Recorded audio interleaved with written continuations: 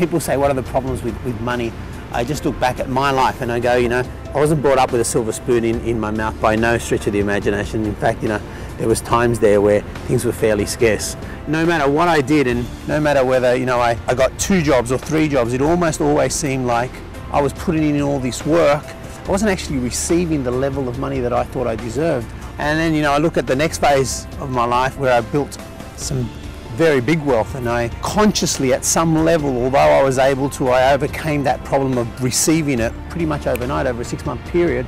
Bang, it all went away. That's where the second problem came in, which was learning to retain it, because at some level, subconsciously, I didn't believe I deserved to have that level of wealth. That was probably the hardest one at that particular phase of my life, because I began to realize that a lot of retaining issues are revolved around self-worth issues. It's almost like there's a guilt aspect according to where you came from and where you are now.